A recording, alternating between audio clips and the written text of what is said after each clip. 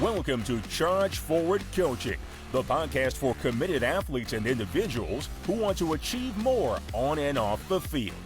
Hosted by James Blasco, certified mental toughness and resilience coach.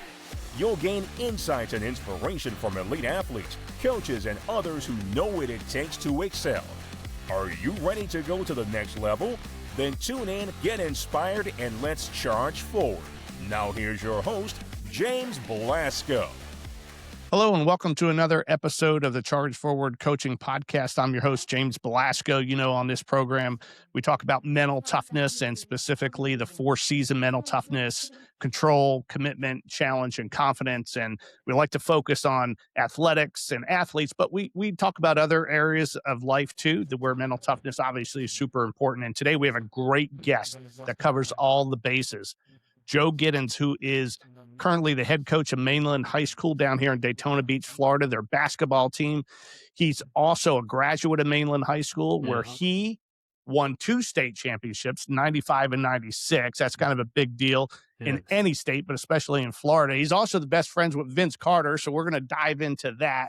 He went to Bethune-Cookman University, played football as well, ended up in the Canadian Football League. We'll dive into that. But Joe, welcome to the program. Oh, thanks for having me. I really appreciate you bringing me on.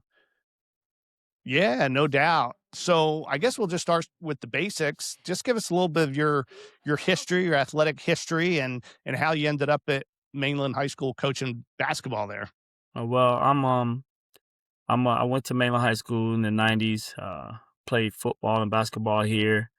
I was able to win 2 championships. I went to the championship 3 times out of 4 years.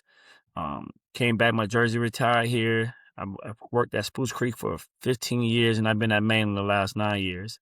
Like I said, Vince Carter is my best friend. I used to live with him in Toronto when I played for the Toronto Argonauts, and I played with the Phantoms.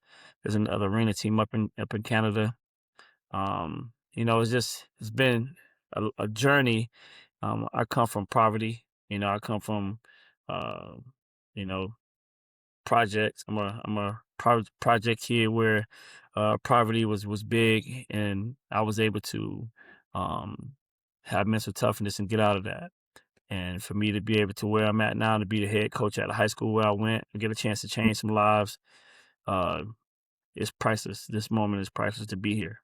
Yeah, and doing some research for the show, I looked into your background, and that's one of the things I want to focus on maybe a little bit later in the program is, how somebody goes from challenging situations to being very successful. I think that's one of the things that I love to see and get a better understanding of.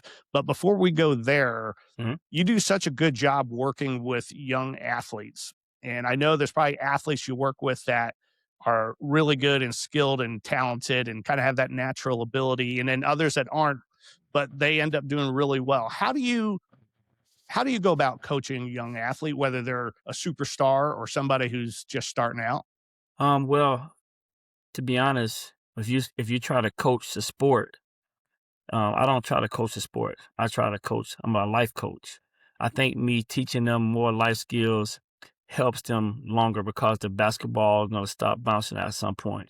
So the stuff that I'm teaching them, perseverance, pushing through, hard work, getting up, doing stuff when you don't want to, that kind of stuff is going to help them more in life. And I win basketball games just based off doing that kind of stuff. More than the X and O's, it's more showing love, put your arm around someone, talking to them. And you, as a coach, you have to learn how to talk to each player. You can't talk to each player the same. You have to find ways to get to know each player. So I think I love on them a little bit more, and that's how I've been able to be successful with winning, because it's more than basketball to me. Yeah, and I was reading through some articles, and you're so consistent with that message. You're more concerned about the person than the player. Yes. Obviously, you're excited about playing and winning and all that kind of stuff, but you certainly don't put the emphasis on results of the score of the game. You put it on the person. That's incredible. When you're working with these younger athletes, like you said, you kind of came up in a more difficult situation than a lot of people.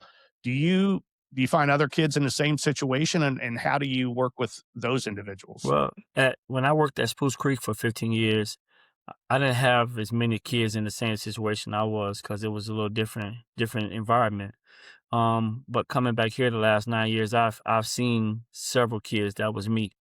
Mom always working, can't make it to games, so you have to go try to work, try to help your family. So I see a lot of kids with me, so I have to make adjustments on, hey, you can get out of practice early so you can go to work because I know you have to go help your family. So it's just I've seen a lot of kids that was me. So therefore, when I see that, I kind of try to push them more, let them know that there's a light at the end of the tunnel.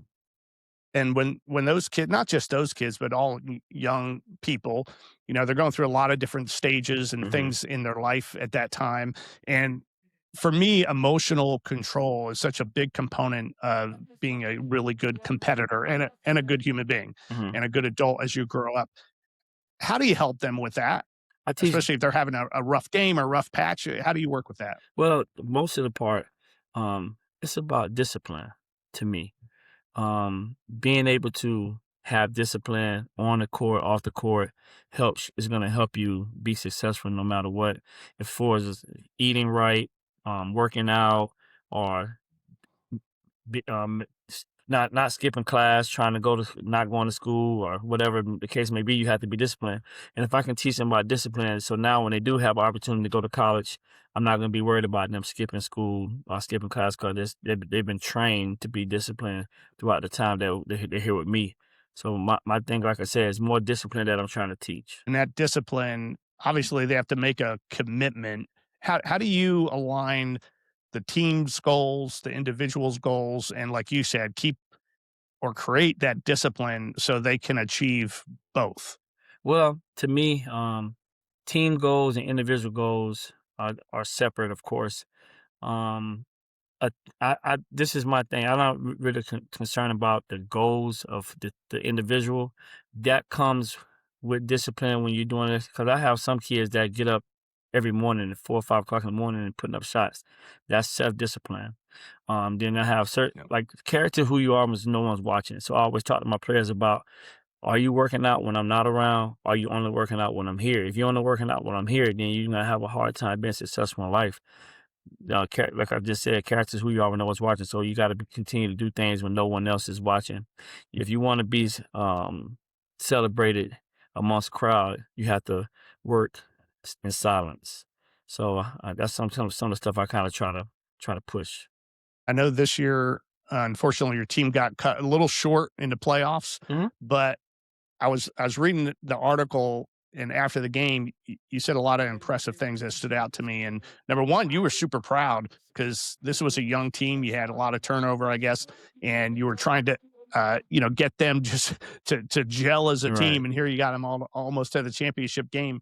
So what do you say? Because the kids may not feel that way. They're like, oh man, we lost or whatever. So how do you position that with them so Well, that they believe it and they could get better? the thing is to be honest, this season was a success for me. We had some hiccups here. I had a few guys that made some bad decisions late in the year.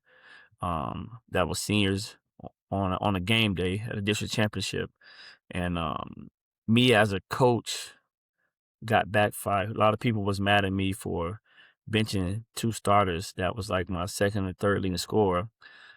We lost that game. I benched them. Some people was mad, but at the end of the day, I'm teaching a life lesson. So I think by me doing that, it's going to help me in the future with my younger guys because they got a chance to see, like, a coach, he didn't care who was the best player or not. He still benched them.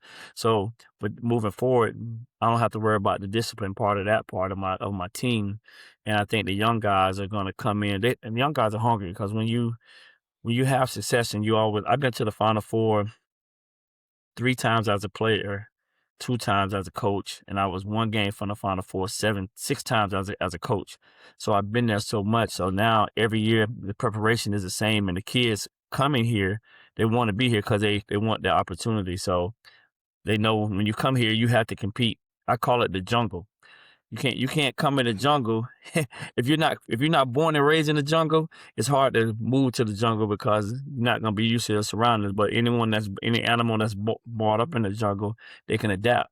So that's why I call it the jungle. You got to come in here. You got to work. You got to compete because if you're not gonna work and compete, this might not be the place for you. So with that being said, no discipline part, and I get the kids to understand that it's bigger than basketball. I always have success. So when you were a young athlete, you were Mhm. in high school and in college, what were you like? I mean, what was your mindset from the time you were in high school through college and even to the pros? Um, I wanted to. I was the first person in my family to go to college. I seen my dad and mom had split when I was younger. I seen my mom work 2 and 3 jobs, um, trying to make ends meet for me and my sister, and that kind of was the drive I had. It pushed me to work hard and want to be successful. So every day in basketball, football, and high school, I competed because I wanted to. I didn't want to. I wanted to make my mom happy, but I also wanted to do something that nobody else in my family done. So I got a chance to go to college for free, play football, play basketball at Bethune Cookman, play football, basketball. Then I got a chance to go to the Canadian Football League. So just being able to, the drive that I got from seeing my mom struggle and work kind of was what pushed me to be who I am today. Were there ever any situations that you could think of where it was really tough for whatever reason that to keep pushing on? It'd be easier to say, you know what, I'm kind of done with sports. I'll go on and do other things. Or were you just a man on a mission the entire time? I was on a mission because when I was younger, I love sports, and I never forget I had got a C or a D on my progress report, and my mom took sports away from me, and that was like the worst feeling ever. And when she took that away from me, and I never had that, and I was like maybe in elementary school, so I never that kind of I always had this drive to want to be successful. Then, like I was saying, seeing my mom work, m- um, showed me that hard work will pay off, so I continue to work. So anytime I never really got discouraged with sports because I know that was my outlook, that was my way of making a way for myself, making a name for myself. And the work, I just know how to work. I'm a blue collar worker. That's what I call myself, and I tell my players I want blue collar workers. I want guys that's gonna put the hard hat on and go to work. Now I know one of your biggest highlights in your athletic career is working out with me at D1 training, that's, and I know that's high up that's right. up there. But I also know you did a lot of training with a guy that everybody's familiar with, and that's Vince Carter. You guys are good friends. What types of things mentally can people learn from Vince Mm, in terms of how he approaches not just sports but his life? man, Vince is a phenomenal individual. Um, we've been friends since elementary school, and Vince, I never forget the one time we was in high school. We was at a basketball camp, and he hurt his right hand. He hurt his right wrist, and we still at camp. We playing we got a game. I'm like, dang. So I wonder how he's gonna play. He hurt his right hand in high school. His junior year, he played the whole tournament, the rest of the camp, left-handed. I think he hit like 7 threes left-handed in high school. Like, who does that? But that was the part of him going to the gym daily. I seen him put in work daily, in the gym. And in high school, he got a chance to travel different places, but I seen him put in work daily. And that day when I seen him hit 7 3-pointers left-handed, I knew this guy's gonna be in the NBA. He was different. He was different. Yeah, you look back on some of those games on YouTube and stuff like that, and you're like, "Holy Yeah. moly!" In high school, he looked like he did with the Raptors. And- And one thing, so I'm working on a book, and in there, I kind of I bring up Vince Carter since he's here locally in Daytona Beach, and what I bring up specifically is his adaptability. His career was really long, and he had to change roles and be different. He was able to do that, and I know for you, kind of similar. You're an athlete, and then you transform into a coach. yeah. What is it about being flexible, adaptable? Like you said, at some point you're going to stop bouncing the basketball. How do you mentally wrap your arms around that in a positive way? Well, I'll tell you this: for Vince, his career, Toronto and Jersey, he was so athletic. He's always could jump. And as he got older, he had to take a step back. He and just change his whole game. So I never forget. We was training. I was doing some training with him, and I think he was at Memphis then. So I had to go and do some research of what kind of offense Memphis run. And then I did a lot of drills for him. And he know, hey, I'm gonna get shots from here, I'm gonna get shots from here. So we had to set up workouts to make sure he gets shots from there. And he he went from scoring, being the main guy on the team to taking a seat back and being like a rookie. I mean, being like a coach for rookies and being a player like that. So that says a lot about his character. But as he was able to make adjustments with that, which also helped him make adjustment in life. So me and him like grew up around each other. So the adjustments is something that we always was able to do, even as teammates. I never forget if I'm guarding a taller person in a game, we can make an adjustment where he end up guarding or vice versa. We'd always been able to make adjustments as friends in sports and just in life. We go to each other for advice. So I think adjustments is just something that we's just a part of us that we be able to grow and be a part of. To me, transitioning to coaching, I always wanted to give back to my community because I felt that someone poured into me, I want to pour into others. So that's why I got into coaching. I wanted to be the person that pour in someone, change someone's life. I have guys I used to coach 20, 30 years from now come back and tell me quotes that I used to say, coach, remember this? I didn't understand it then, but I understand it now. And that's kind of the thing I'm going to. I'll never forget one time I had some guys do about 30 suicides. And I said, go another one. And they was like, coach, can't go to them. I said, go again. They went again. But in that end of practice, I told them, I said, at one point you're going to be a father and you got a family and you don't want to get up and go to work. You don't want to stay in the bed all day, but you can't. You got to find a way to push for your family. So I just try to teach those life lessons all the time. Yeah, that man, that's so good because life is life. And that's when I focus on mental toughness, I focus on sports and things, but it's bigger than that. And you go through so many different challenges in life. And a lot of people, they're not able to get through it. They don't know they're able to get through it. But like you said, you got to know why you're doing certain things. And that's so important. And you got to be flexible because life's going to throw those curveballs. I agree. Cause I make each player do, I make each player give me their why, write down their why of why they play or why they doing what they're doing. Some people don't have a reason. Some people do it for family. Some people do it for other, but you got to have a why. If you have a why, then I got a chance to push you to get where you got to go. For sure. And I've had a lot of guests here that I really respect, like Mario Andretti and Dr. Jared Spencer. Mm-hmm. And I just had another gentleman on that was a colonel in the Marines, and they all said the same thing. They all say the same thing. It's like, you got to have that purpose. And Yes. a purpose, you can't have all these external motivations to win a trophy or all this kind of stuff. It's got to be a purpose that's even bigger than you, Right, to be able to really commit and go forward towards that big goal you have. I know in the 4 C's, I talk about confidence a lot. I think it's maybe the most important.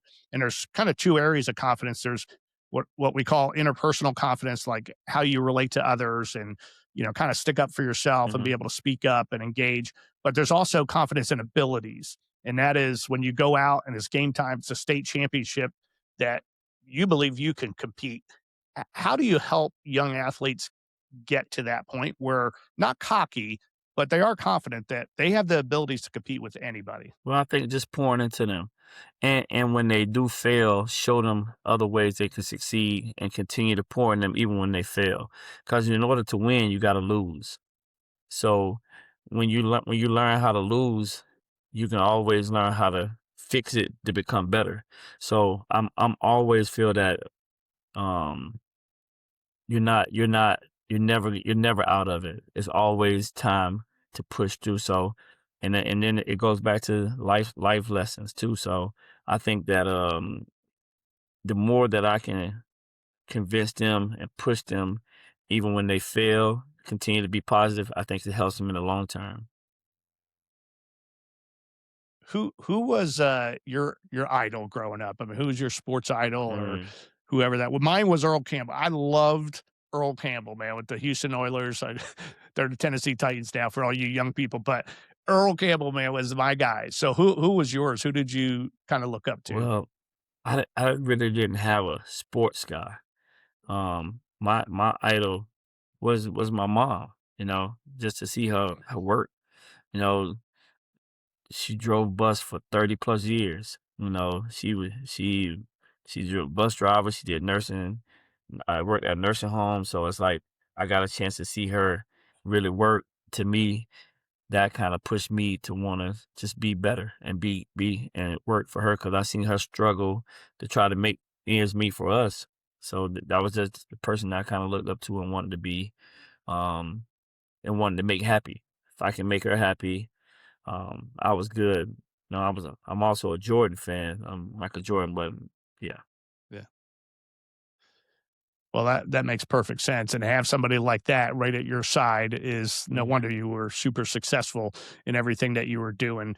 And you brought up Jordan. I like reading his trainer, at least one of them, Tim Grover. He mhm, trained with Jordan and Kobe Bryant. And he has some great books, but he brings out his work ethic. You talked about work ethic earlier and what Vince Carter would do in terms of repetition and just always showing up for practice and that kind of thing. And he said, like, Kobe Bryant he wanted to practice at 3 in the morning. Michael Jordan wanted to practice right after he lost, the finals. He was yes. ready to go 7 a.m. the next morning. Is that the only mentality that works if you want to be a real champion in whatever you're doing? To me, I think I don't know if it's the only way that works, but I think you have a 99.9% chance of being successful if you are that way. And like I said, Jordan always talk about and Kobe, when you got to lose to win.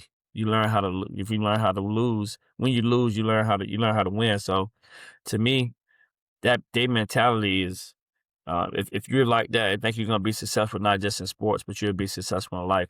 I'm sure most business guys that's successful have the same mentality that they have for the basketball. Most of the Bill Gates and the people like that that's consistent working, I'm sure, the same way. Yeah, you're right. And the entrepreneurs or business folks I've had on the podcast, that's exactly what they say. And say a lot of them say, fail fast because the more you fail, the more you learn, and the Yes. quicker you learn, the quicker you're going to get to where Yes. you want to be. And I think that's one of the biggest thing I know as a young man. That was a big hang up that I had. Every failure I thought was like a dead end for whatever I was trying to do, and I had to overcome that. And I think a lot of young people, maybe they don't have somebody like your mother, there to kind of guide them and help them, or someone even like yourself at times. And that's a real problem because you're going to have so much failure in life, whatever you're trying to do, that if you don't know how to learn from it and bounce back and keep your momentum, Right. that's not a good way to go. How do you educate young people on that reality? Um, most of the kids that I deal with here at my high school have um been through or dealt with some kind of failure outside of sports. And to me, with them dealing with that, I've been able to just kind of push them to get through some stuff. I done, man, I done cried with some kids. I done been in a situation where I went to court for some kids. Um, you name it, I done it. So some of these kids are going through more stuff than we know. Sometimes some teachers don't know what kids are going through. Me, I'm able to know because I'm out there with them. I'm talking to them every day. This guy always told me to take said 10 people 2 minutes, 2 minutes a day. Try to talk to 10 different people you might get a chance to know. And you do that daily, you'll get a chance to know something about people. So to me, I try to make sure I reach out to all my players and not just basketball players and students, because these students are going through a lot. And if you get the chance to find out what they're going through, you can kind of benefit and help them. So if a student know that you have their back, they can come talk to you about anything. They can open up to you more. So I think as an adult in the education, it's very important that we get to know our students and the environment that we're teaching in and trying to help kids, because the way we might expect it to be, we might have to go a whole different route to try to make them on them to meet them to be better. Yeah, I'm glad you're in the role you are in our community because your perspective is spot on, Yeah. and you're helping so many young people out there. So, just a couple more Okay. questions. If there was if there was one thing that young people should know about being mentally tough, what is that? If you could only tell them like one thing, hey, here's why you need or how you can be mentally tough. Here it is. One word I would say is perseverance, because um, if you don't have perseverance, it's going to be hard to get through a lot of things. And the problem is a lot of people want instant success and want stuff to happen instant instead of being able to have perseverance to fight through to get to where you got to go. So I think you got to have perseverance if you want to be mentally tough, because it takes time. Yeah, no doubt. I think that's a perfect example of mental toughness and a big part of it. Yeah. So I want to thank you for being on the podcast. I also want to thank you for allowing me to be one of those 10 people you talked to that one day at the gym. So Oh, man. I got to know you, and hopefully I get to know you a little bit better. Is there anything out there you want to promote? I have a basketball camp for kids ages 6 to 13 that's coming up the first week of June. To me, one thing I would just like to tell people is that no matter what environment you in, or no matter what the situation is, you can always find a way to make it better. And if you are willing to be disciplined and have perseverance, the sky can be the limit. I'm living proof. Yeah, no doubt. Absolutely. Yeah. Well, Coach, I appreciate you being on the podcast. I really do. Look forward to wrapping up this national training at D1. That sounds So good. I think you got me on weight the other day, just by a little Just bit. by a You little beat me on bit. the squats. A little bit. But I really appreciate it. And for the rest of you out there, subscribe, like, and share all that good stuff. If you want to learn more about mental toughness, go to chargeforwardcoaching.com. Plenty of information there. You could even schedule a free discovery call. I could get to know you a little bit. You could get to know me, and we could see if coaching is a good fit. But in the meantime, just keep charging forward. Thanks for tuning into this episode of Charge Forward Coaching. Remember, the journey to greatness is built on mental toughness and consistent effort. So head on over to chargeforwardcoaching.com and book a free discovery call to take the next step in your journey. Until next time, stay focused, stay determined, and keep charging forward.